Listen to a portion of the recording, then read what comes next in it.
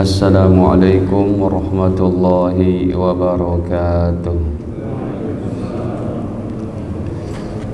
Alhamdulillah, alhamdulillahilladzi ja'ala syahra Ramadan syahran 'aziman mubarakan li jami'il muslimin. Asyhadu an la ilaha illallah wahdahu la syarika la khaliqal alamin.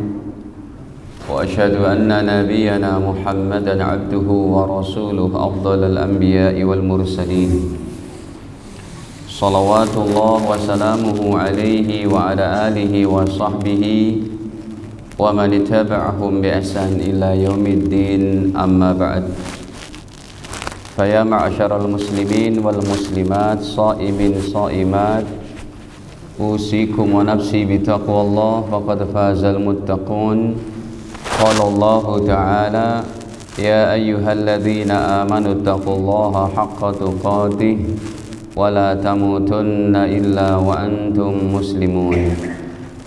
Alhamdulillah, para hadirin kaum muslimin, muslimat, shaimin, shaimat, tidak ada satu ucapan yang lebih patut kita panjatkan kehadirat Allah Ta'ala kecuali atas limpahan nikmatnya yang demikian banyak kepada kita, terutama sekali nikmat iman Islam, panjang umur, sehingga kita masih diizinkan untuk kembali memperbaiki ibadah kita, iman takwa kita kepada Allah di bulan suci Ramadan yang penuh dengan keberkahan ini, bulan peningkatan amal soleh, bulan bertobat, bulan bersabar, bulan untuk melatih daripada menahan daripada perkara-perkara tidak baik, bulan tilawah, bulan untuk i'tikaf, bulan untuk mencapai Lailatul Qadar yang banyak sekali Allah tumpahkan di dalam bulan suci Ramadan. Semoga Ramadan tahun ini menambahkan kepada kita iman dan takwa kita kepada Allah Ta'ala. Amin ya rabbal alamin. Tema kita adalah takwa solusi kehidupan. Ini adalah pembahasan yang cukup dalam dengan dalil Al-Quran dan sunnah-sunnah Nabi SAW. Begini hadirin, ayat-ayat puasa di dalam Al-Quran dari 30 juz, 114 surat, dari 6.666 ayat versi Kementerian Agama Republik Indonesia, atau dari 1.027.000 huruf versi Imam Syafi'i. Ayat-ayat puasa hanya 5 saja. Dan tahun kemarin yang kita bahas ini juga nggak ada yang lain. Emangnya Bapak Ibu punya ayat yang lain selain ini? Bukan cuma tahun kemarin saja, 1400 tahun yang lalu yang dibahas oleh Nabi ayatnya ini saja. Ayat suci mah nggak bisa berubah. Yang harus berubah itu ketakwaan kita. Hadirin, ayatnya itu yaitu pada Al-Baqarah 183 sampai 187.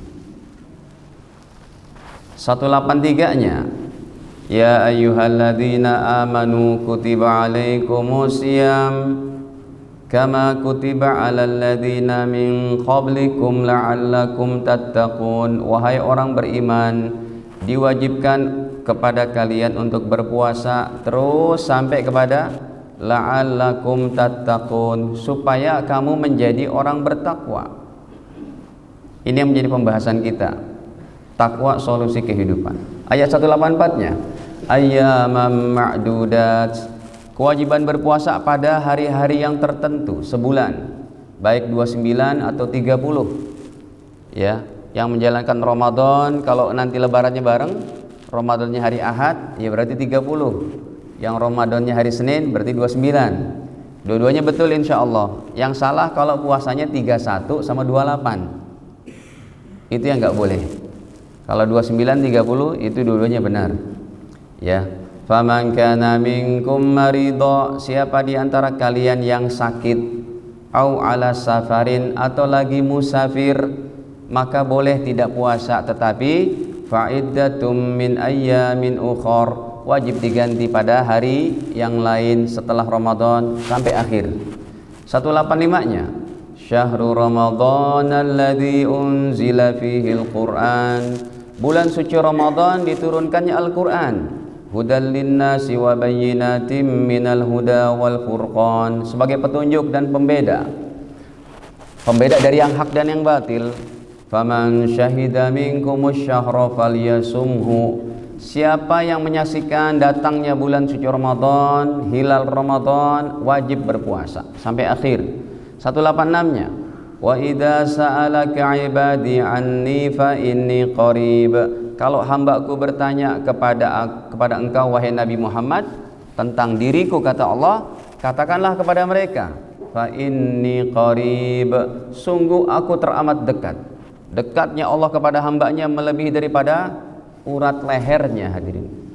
Kemudian terus sampai akhir. 187-nya, uhilla lakum lailatas siyamir rafas ila nisaikum, malam hari dihalalkan untuk kalian bercampur dengan istri. Hunna libasul lakum wa antum libasul lahun, mereka pakaian kalian, kalian pakaian mereka. Terus sampai kepada ayat terakhir, kadzalika yubayyinullahu ayatihi linnas, demikianlah Allah jelaskan ayat-ayat Allah untuk manusia, la'allahum yattaqun, supaya bertakwa. Depan belakang isinya bertakwa. 183 diakhiri la'allakum tattaqun, 187 diakhiri la'allahum yattaqun. Kenapa penekanan Allah Ta'ala pada bertakwa? Baik, saya tuliskan dulu. Penekanannya kepada bertakwa ini untuk di bulan Ramadan, Bapak Ibu, karena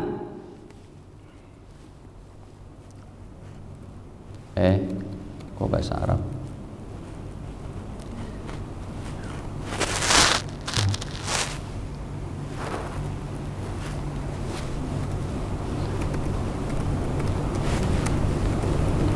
Penekanannya pada takwa, kenapa? Karena iman saja tidak cukup. Iman saja tidak cukup. Berapa banyak ancaman untuk orang beriman yang tidak bertakwa.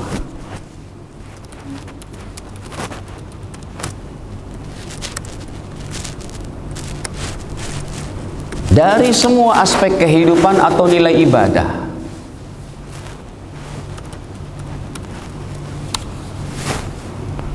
Satu, ya, contohnya satu, yaitu orang beriman yang melalaikan sholat atau meninggalkan sholat diancam dengan neraka sakor. Ini neraka sakor bukan neraka untuk orang kafir. Atau yang keduanya dengan neraka wail. Kan serem nih Bapak Ibu. Iman saja tidak cukup. Coba kita lihat itu di dalam, yaitu surat Al-Muddatsir pada ayat ke-40 atau dari 39 sampai 43-an. Ketika penduduk surga, karena begini, surga dan neraka itu saling bisa melihat. Jadi nanti penduduk surga itu bisa melihat penduduk neraka yang dari kalangan temannya, keluarganya, bisa dilihat itu. Akhirnya penduduk surga bertanya, fi jannati yatasaalun. Mereka bertanya itu kepada penduduk neraka, ma salakakum fi saqar? Kenapa kalian masuk neraka sakor? Ini penduduk surga yang bertanya. Fi jannati yatasaalun, penduduk surga bertanya-tanya itu anil mujrimin, kepada para pendosa itu pada ayat 41-nya. Itu kenapa mereka? Masalakakum fi saqar, kenapa kalian masuk neraka sakor? Qalu lam naku minal musallin, mereka menjawab, kami tidak sholat. Enggak cukup Bapak Ibu, iman saja tidak cukup. Makanya penekanannya di sini bertakwa, solusi kehidupan. Baik keluarga, individu, bermasyarakat sampai bernegara, semuanya dengan takwa. Ada itu ayat-ayatnya. Walam nakunu nut'imul miskin. Kami enggak ngasih makan orang miskin. Tidak keluarkan zakat. Atau pada ayat yang sangat terkenal yang mudah kita hafal semua. Ara'aital ladzi yukadzibu biddin fadzalikal ladzi yad'ul yatim wala yahuddu ala ta'amil miskin fawailul lil musallin. Celaka itu bagi orang yang sholat. Ini bukan untuk orang non muslim, ini untuk orang beriman yang ada kewajiban sholat, tapi sholatnya tidak merubah dirinya menjadi orang bertakwa, puasanya tidak merubah dirinya menjadi orang bertakwa. Memang harus capek-capek Bapak Ibu. Tidak bisa kita akan merasakan nikmatnya keimanan ataupun merasakan the experience of faith tanpa capek-capek ibadah. Enggak ada. Tiap hari para pekerja keras, para kepala keluarga untuk menghasilkan uang nafkah untuk anak istrinya, ya, bekerja keras. Dari dia buka usaha 1 toko, 2 toko, di ladang, di sawah, berkarir di kantornya, semua kerja keras. Siang jadi malam, malam jadi siang, kepala jadi kaki, kaki jadi kepala. Kadang nggak makan, kadang terlewat waktu makan, istirahat. Capek-capek untuk apa? Untuk enak kehidupan dunia. Akhirat yang begitu mahalnya, nggak capek-capek dalam ibadah, mustahil. Siapa itu orang orang yang sholat celaka itu? Alladzina hum an salatihim sahun. Yang sholatnya itu lalai, baik dalam sholat dia tidak memberikan hak sholat, atau di luar sholat tidak mempraktekkan daripada filosofis sholat. Lalainya ada 2 berarti. Lagi sholatnya mikir ke sana kemari, lagi sholatnya itu tidak khusyuk. Lalu yang kedua lalainya apa? Dia udah menunaikan sholat, udah gugur kewajiban, tapi dia tidak menggunakan filosofi sholat di luar sholat. Jadi hadirin, kehidupan kita Bapak Ibu sekalian di luar sholat itu harus mencerminkan apa yang ada dalam sholat. Di dalam sholat kita ada takbir, berarti berserah kepada Allah, tawakal. Allah maha besar segalanya. Di dalam sholat kita ada tunduk pandangan. Emang sholat matanya boleh Pak ke atas, ngelihat tembok gitu ke atas, celangak celunguk, tidak boleh. Sholat melihat ke bawah, artinya apa? Filosofisnya selalu ingat mati. Yang kedua selalu merendah. Yang ketiga tunduk pandangan. Di dalam sholat kita ada baca Quran, berarti filosofinya di luar sholat juga baca Quran dengan tertibnya sampai khatam. Di dalam sholat ada doa Pak, ya kan? Subhana rabbiyal itu tasbih, zikir. Di luar sholat juga kita berzikir. Di dalam sholat ada doa, Rabbana walakal hamdu mil'us samawati, ataupun Rabbighfirli warhamni wajburni warfa'ni. Di luar sholat juga berdoa. Di dalam sholat kita ada ruku', ada sujud, merendah. Bahkan mohon maaf, kepala sebagai anggota tubuh terbaik. Manusia kalau nggak ada palanya jadi apa Bapak Ibu? Serem jadinya kan. Manusia nggak ada kepala. Kepalanya bahkan mohon maaf, sujud yang benar itu, maaf, bokongnya itu lebih tinggi dari kepala. Ini anggota tubuh terbaik pun direndahkan sedemikian rupa di hadapan Allah. Artinya di luar sholat pun begitu. Di dalam sholat kita ada ucapan salam, Assalamualaikum warahmatullah. Apa filosofisnya di luar sholat? Di mana saja kita berada umat Islam memberikan kebaikan untuk orang lain, bukan mencelakakan atau memudorotkan. Itu filosofisnya. Jadi lalai di sini ada 2 juga tuh. Baik, hadirin, iman saja tidak cukup. Ada juga diancam dengan neraka yang berupa setrika. Ya.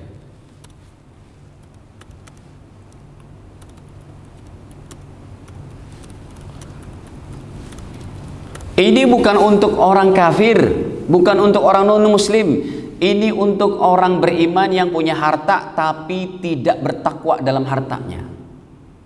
Coba kita buka lagi ayatnya. Dalam tema takwa solusi kehidupan. Ya. Iman saja tidak cukup, dia harus bertakwa. Contohnya di dalam surat ke-9 surat At-Taubah pada ayatnya ke-35 tidak ada ancaman kayak ayat ini Bapak Ibu yang berupa setrikaan itu.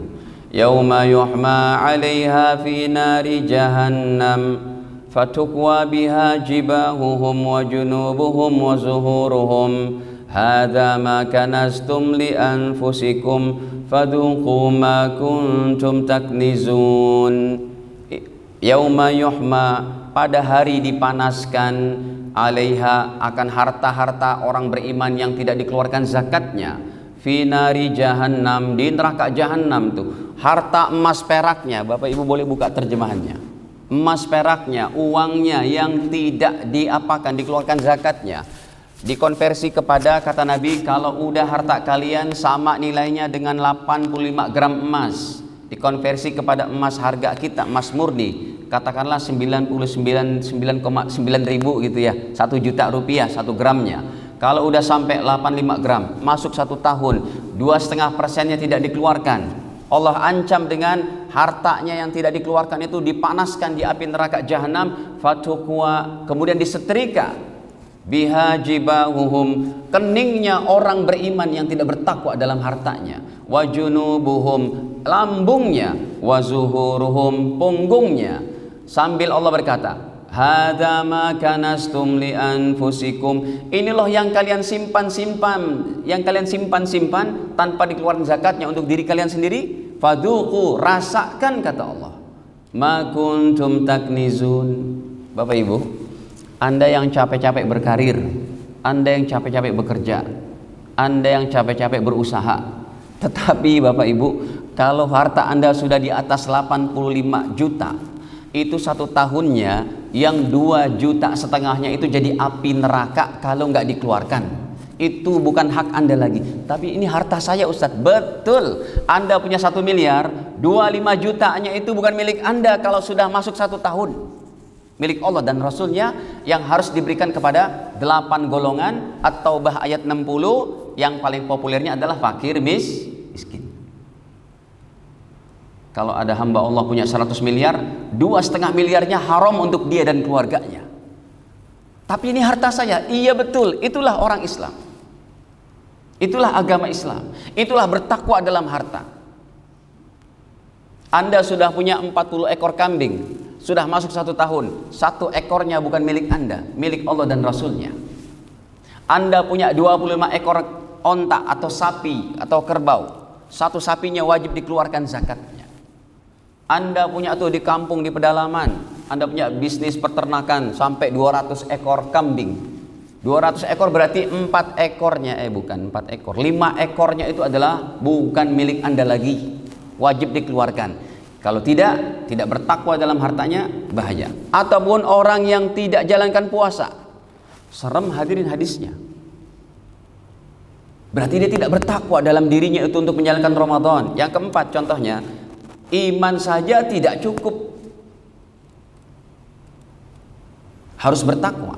Yang keempat, yaitu ancaman neraka bagi yang tidak menjalankan Ramadan, menjalankan puasa maksudnya.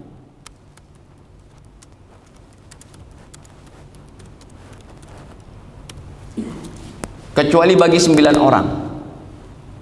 Ini ancaman neraka bagi yang tidak puasa dengan sengaja. Kecuali adalah ibu-ibu hamil, ibu-ibu menyusui, anak kecil, kemudian wanita yang haid, kemudian wanita yang nifas, kemudian orang tua yang udah sepuh, ya, badannya udah nggak kuat untuk puasa, ya, usia 75, 80, 90, ini nggak apa-apa nggak puasa, nggak usah dikodo juga, cukup bayar fidyah.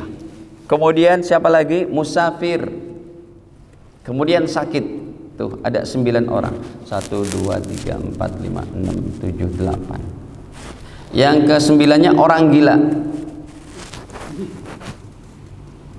Ini nggak apa-apa, tapi selain itu orangnya sehat, afiat, waras, Islam, nggak berpuasa, berarti tidak bertakwa tuh dalam imannya. Tidak bertakwa dalam imannya, ancamannya berat.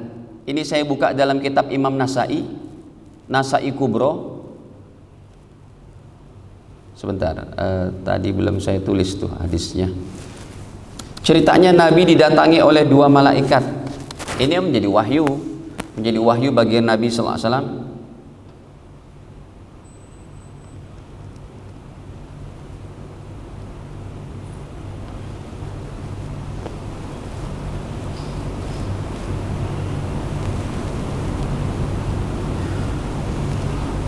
Nih sudah ada ya, nomor 8507. Singkat cerita aja bahwa Rasulullah SAW beliau didatangi oleh malaikat, kemudian malaikat berkata, "Is'ad, naik lagi wahai Rasul," sampai dibawa Rasul ke atas gunung ya, sehingga ketika sudah berada di atas gunung beliau itu, singkat aja ini cukup panjang, kemudian Nabi SAW mengatakan, "Wahai malaikat, saya nggak kuat." Kata malaikat, "Ya udah kami tolong." Ya, dibantuin sama dua malaikat sampai Rasul berada di puncak gunungnya dan jurang yang sangat terjal. Tetapi Rasul mendengar suara. Itu suara apa wahai para malaikat? Kata malaikat, itu suara orang-orang beriman yang tidak bertakwa dalam puasanya. Mereka digantung dengan kakinya di atas. Gara-gara apa? Kata Rasul, gara-gara mereka tidak puasa.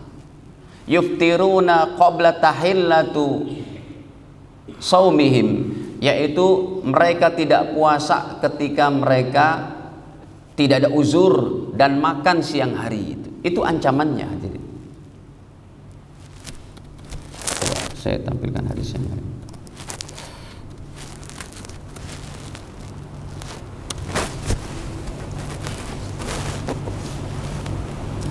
Nih,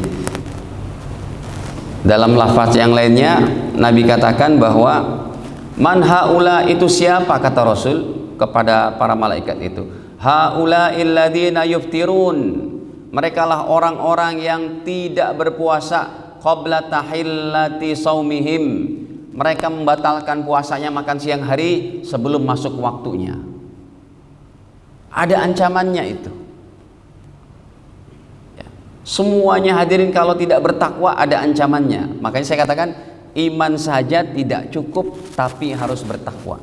Nah hadirin, iman itu kata Imam Hanafi, ini ulama paling senior dari 4 madhab.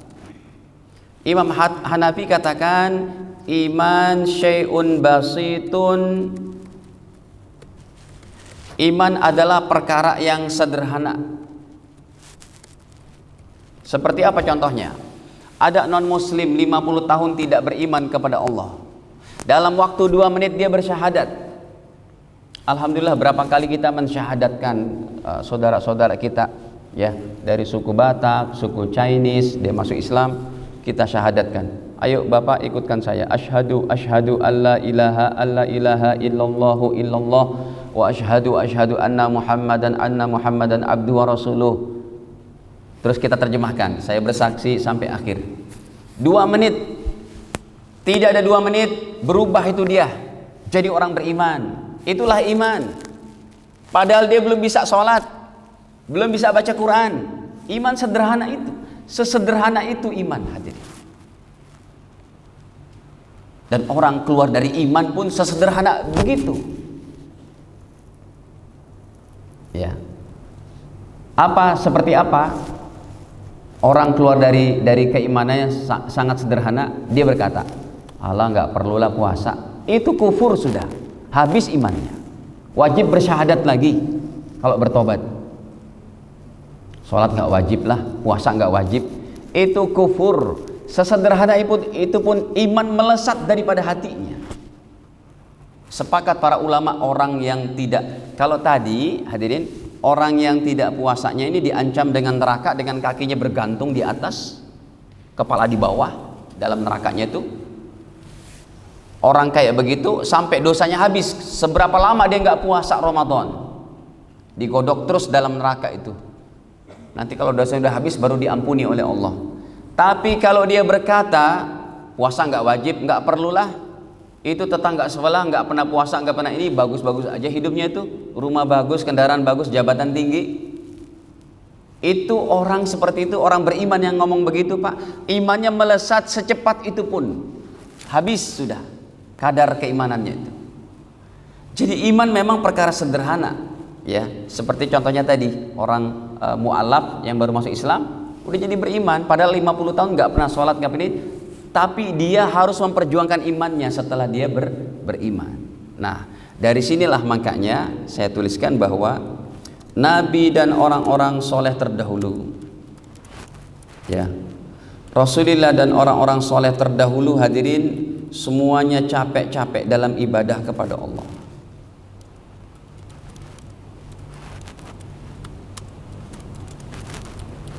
Kalau tahun depan kita masih panjang umur, Ramadanan lagi. Tahun depan kita panjang umur lagi, terus puasa lagi.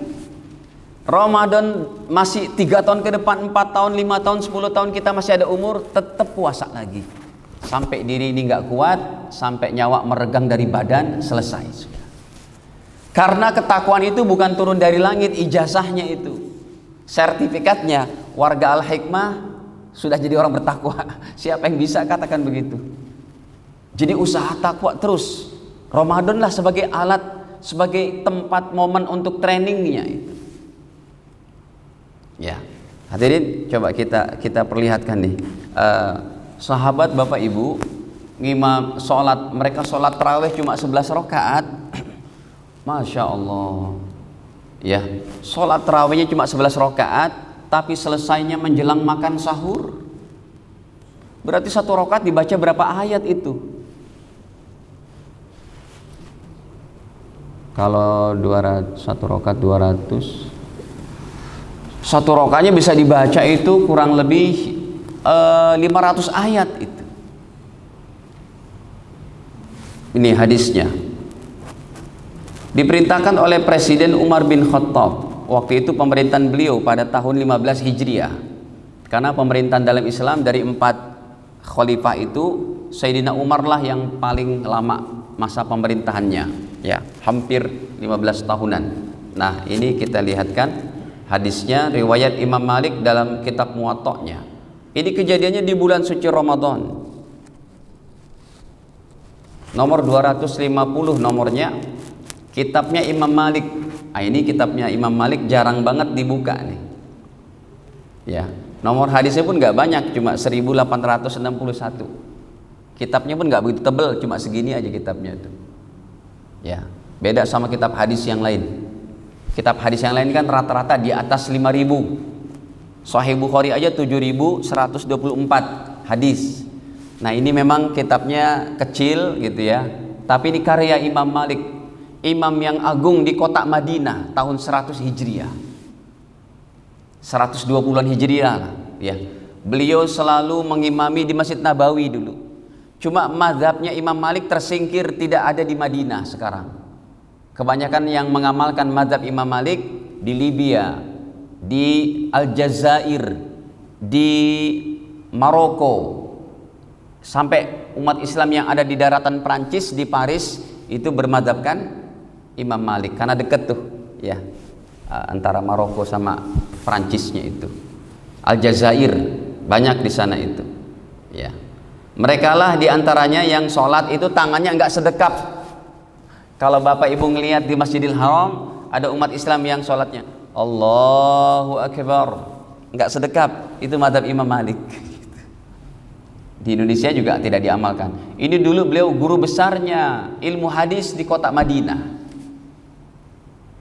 Ya, tapi tidak sampai tidak, ketika beliau meninggal mazhabnya tidak diamalkan di sana, kebanyakan di daratan ujung Afrika itu, Maroko sampai ke Perancis. Baik, hadirin, di sini bahwa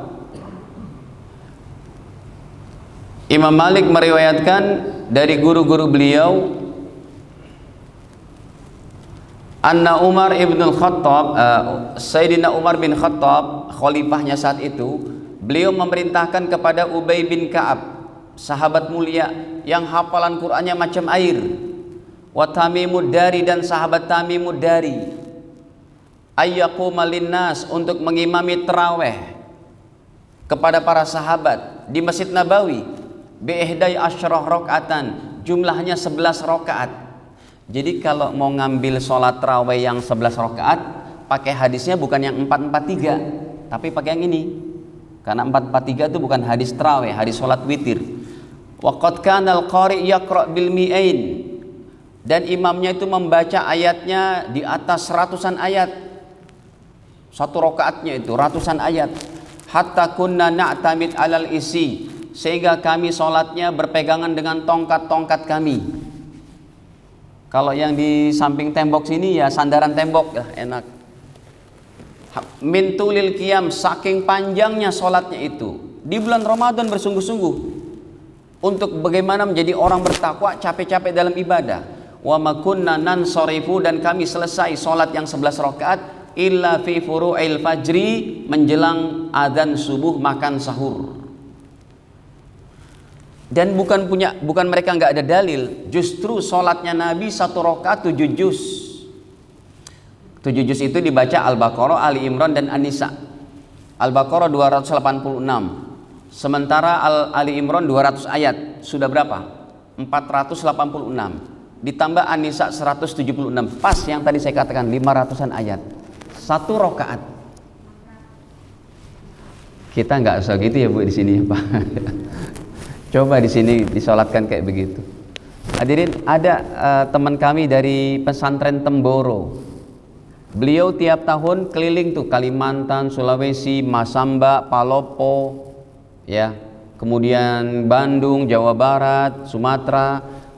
Yang mana beliau keliling diminta sama jamaah dalam Ramadan 30 hari atau 29 hari, satu malamnya itu di masjid-masjid di kota-kota itu beliau datangi, diminta ngimamin tarawih 30 juz satu malam. Nah, karena hafalan beliau kayak air, namanya Ustadz Abdurrahman. Anda boleh buka itu di YouTube, Ustadz Abdurrahman Temboro. Nah, sekarang beliau diminta sama umat Islam di Rotterdam ngimamin di Belanda 30 juz. Orang Belanda sholatnya 30 juz satu malam, pindah-pindah masjid. Satu masjid ini, kemudian di Amsterdam, kemudian di ini 30 juz. Tentunya sudah diumumkan, disosialisasikan kepada warganya. Ya, yang mau ikut monggo. Berarti persiapkan tuh. Kalau capek ya duduk. Imamnya kuat. Saya saksikan beliau kuat. Bulan kemarin datang ke pesantren kita, ngajar santri kita untuk metode penghafalan Quran. Kok bisa sampai hafalnya kayak gitu? Jadi rupanya bukan pada zaman Nabi aja. Orang sekarang ada yang ngimamin 30 juz. Kalau Masjid Al-Hikmah mau ngundang silakan satu malam. Tapi sekarang lagi Belanda orangnya itu. Ada yang kuat nggak kira-kira? Beliau bilang, satu masjid yang mengundang saya nggak apa-apa, asal ada 2 orang yang ikut sama saya sholat sampai menjelang sahur. Nggak mesti semua jamaah. Ya, ada berapa orang yang seikhlasnya aja yang mau ikut. Nanti beliau ngimamin tuh 30 juz. Nah, ini dalilnya, coba lihat. Sungguh-sungguh ya, orang-orang terdahulu termasuk baginda Nabi sudah mencontohkan. Hadis nomor 1850 yang beliau sholat tahajudnya berjamaah sama para sahabat. Nih, 1850. Sholat yang begitu indah. Cuma kan bacaan Nabi kan enak banget katanya tuh. Lagunya lagu kayak lagu Nahawan. Entah kayak gimana.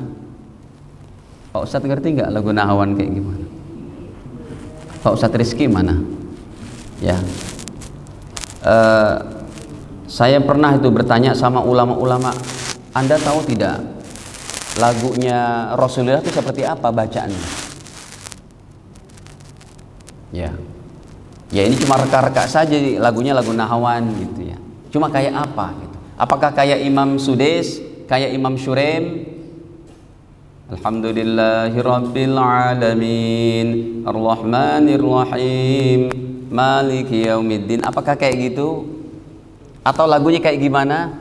Ulama nggak ada yang tahu tuh Pak, Ibu. Tetapi mereka katakan Rasulullah itu baca Al-Quran, nadanya itu lagunya mendayu-dayu yang menarik rasa sedih dan kekhusyuan dalam pikiran orang yang mendengarnya. Baik, ini lihat. Kata Abdullah bin Mas'ud, kami sholat berjamaah sama Nabi. Faftatahal Baqarah. Beliau baca rakaat pertama surat Al-Baqarah. 286 ayat. Selesai Al-Baqarah, beliau kembali baca An-Nisa. Berarti Ali Imran ditinggalin. Kan Al-Baqarah, Ali Imran, An-Nisa. Ya. Selesai itu juz 1 Alif Lam Mim Dzalikal kitabu la raiba fihi hudal lil muttaqin. Juz kedua sayaqulu sufaha'u minan nasi ma wallahum an qiblatihim allati kanu 'alaiha. Juz ketiga tilkar rusulu faddalna ba'dahum 'ala ba'd minhum man kallama Allah wa rafa'a ba'dahum darajat wa atayna Isa ibn Maryam al-bayyinati wa ayyadnahu bi ruhil qudus. Selesai Al-Baqarah 286 Pak. La yukallifullahu nafsan illa wus'aha laha ma kasabat wa 'alaiha maktasabat sampai fansurna 'alal qaumil kafirin. Selesai, beliau baca An-Nisa, Ali Imran-nya ditinggalin berarti. Entah Rasul lupa gitu ya. Udah kadung baca An-Nisa, ya ayuhan nasu taqu rabbakumul ladzi khalaqakum min nafsin wahidah sampai ayat terakhir tentang warisan. Yastabtunaka qulillahu fil kalalah ini mru'un halaka laysa lahu waladun falahu nisfu ma tarak, terus sampai akhir. Selesai An-Nisa, beliau balik lagi faqara'aha Ali Imran, dilanjutkan dengan Ali Imran, masih 200 ayat. Alif Lam Mim Allahu la ilaha illal hayyul qayyum sampai ayat ke-200. Ya ayyuhalladzina amanu sabiru warabitu ya ayyuhalladzina amanu sabiru wasabiru warabitu wattaqullaha la'allakum tuflihun. 7 juzan baru ruku Rasul. Dan itu ada Pak, anak-anak kita kuat itu ngimamin 30 juz kayak gitu.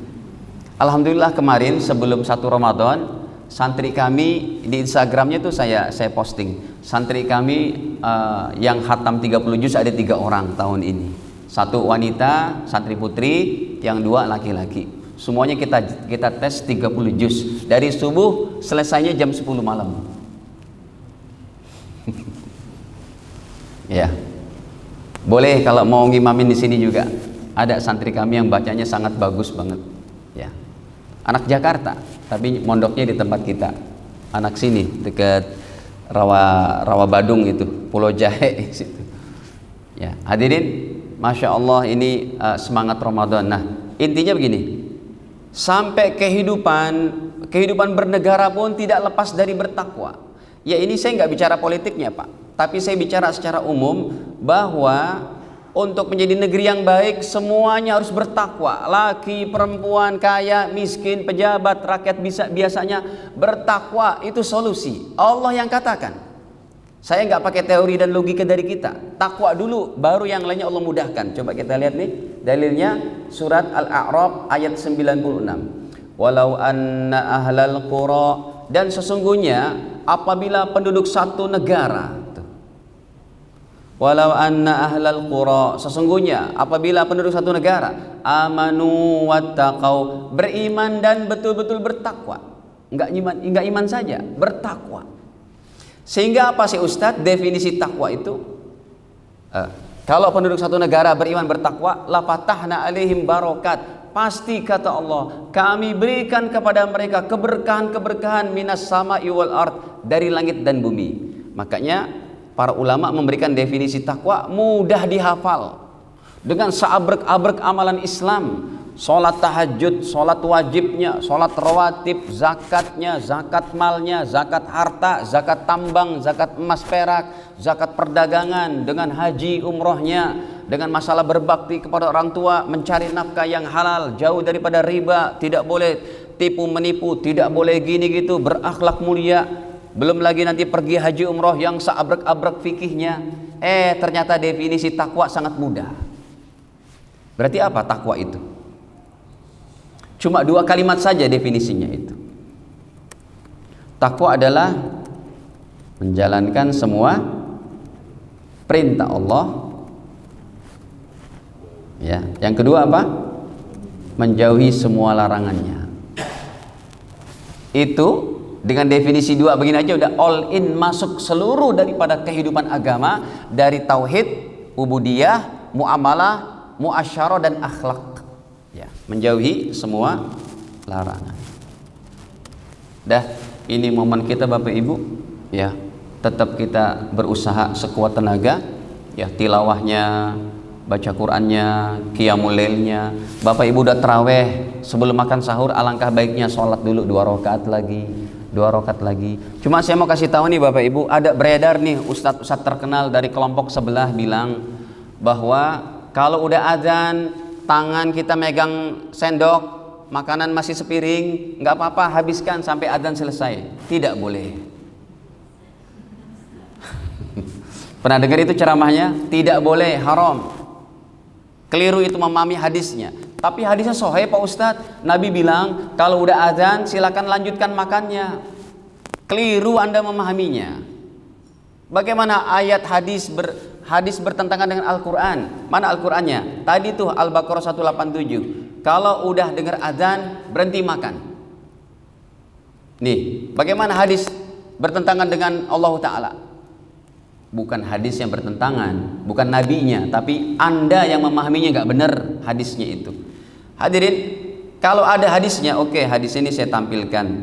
Ya, kata Ustadz kelompok sebelah lah. Siapa kayak itu namanya? Apa Ibu? Kalau berbuka kenapa? Oh iya, kalau berbuka ya pas waktu azan. Ini pas sahur. Pas sahur, kita lagi makan sahur, dengar azan, makan terus. Dia berdalil dengan hadis ini nih. Coba saya tampilkan hadisnya. Keliru memahami hadisnya berbahaya ini. Nih, riwayat Imam Abu Daud. Nabi bersabda, "Idza sami'a ahadukumun nida." Apabila salah seorang di antara kalian mendengarkan panggilan adzan, wal ina'u ala yadihi, sedangkan gelas piring di tangannya, kata Nabi, fala yada'hu, jangan diletakkan, hatta yaqdiya hajatahu minhu, sampai ditunaikan itu hajatnya. Lah, kalau piringnya masih nasi masih banyak, Allahu akbar, Allah, enggak apa-apa kata Nabi, la haula wala quwata illa billah. Sampai mana batasannya? Bapak Ibu, coba perhatikan jawabannya daripada hadis ini. Hadis ini pertama bertentangan dengan ayat Allah Al-Baqarah 187. Apa bunyinya? Wa kulu washrabu hatta yatabayyana lakumul khayt. Silakan makan minum terus kata Allah sampai dapat dibedakan mana benang putih dari benang hitam, minal fajri, dari azan fajar. Azan fajar berarti azan subuh. Tuh. Kata Allah, silakan makan minum, wa kulu washrabu. Silakan makan sahur. Sampai kapan? Sampai minal fajri, datangnya azan subuh. Udah nggak boleh. Kenapa hadis itu bertentangan? Salah memahami. Baik, kita kembali kepada hadisnya.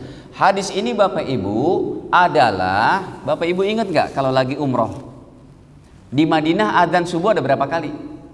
2 kali. Sampai sekarang tuh udah 1400 tahun dijalankan.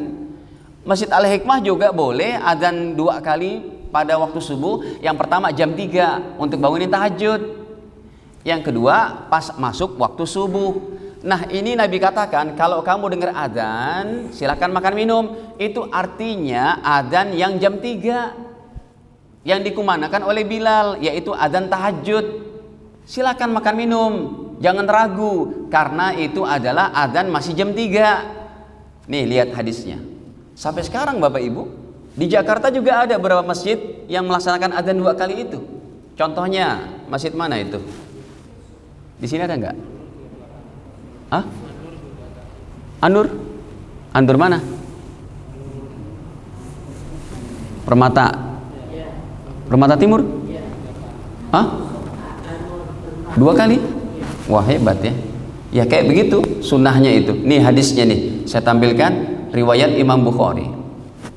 Kata Nabi, "Inna Bilalan yu'adzin bil-lail."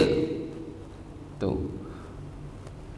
Sesungguhnya Bilal itu mengumandangkan azan pada malam hari, yaitu jam 3. Fakulu washrabu. Kalau kamu dengar panggilan azan ini, silakan makan minum, tunaikan hajatmu. Jadi azannya bukan azan subuh. Azan apa? Tahajud. Hatta yunadiya ibnu ummi maktum. Maka berhentilah kalian sampai kalian dengar azan kedua, yaitu azan siapa? Abdullah bin Ummi Maktum. Begitu. Nah Bapak Ibu, ini kita baru hari ke-6 ya. Terus semangat untuk capek-capek dalam beribadah kepada Allah. Dan apa itu? Syuruk. Oh, sudah ya. Ada yang mau ditanyakan sampai sini Bapak Ibu? Di sini terawihnya 1 juz enggak? Hah? Yang imamin siapa? Pak Imam juga? Atau ganti-ganti? Kan 1 juz itu enggak mesti dibaca di makmum, maksudnya gini. Jadi kita baca 1 juz, lalu lagi sholat itu dibacanya 2 rakaat salam itu 1 lembar. Jadi ringan, 1 lembar paling 7 ayat, ruku, bangkit lagi rakaat kedua, 1 lembar 2 rakaat 1 salam. Nanti berarti dapat berapa lembar tuh? 1, 2, 4, cuma 2 lembar aja, 8 rakaat, terus witir. Nanti biar imamnya nyempurnakan pada sholat subuh, sholat maghrib, sholat isya, dan sholat-sholat sunnah dia. Tapi hitungannya 1 juz. Jadi kita dapat berkah 1 juznya. Nah nanti malam nih, nanti malam berarti udah malam ke-7, dibaca juz ke-7. Juz ke-6 kan la yuhibbul jahra bisu'i minal qawli illa man zulim wa kana Allahu samian alim. Nanti dibaca tuh juz ke-7. Wa idza sami'ul lagwa sampai akhir. Jadi imamnya nggak baca 1 juz di hadapan jamaah, capek lah jamaah 1 juz. Jadi bacanya cuma 7 ayat aja tuh, 1 rakaat 7 ayat, ringan sebenarnya. Ngambil berkah 1 juz sampai nanti malam 29 berarti Masjid Al-Hakim apa nih? Masjid Al-Hikmah khataman Quran. Niru-niru Masjidil Haram Bapak Ibu. Kalau kita umroh begitu, 1 juz tiap malam. Cukup ini saja dapat kami sampaikan, kekurangan dimaafkan, dan kita akhiri dengan kafaratul majelis. Subhanakallahumma bihamdik, asyhadu an la ilaha illa anta astaghfiruka wa atubu ilaik. Wassalamualaikum warahmatullahi wabarakatuh.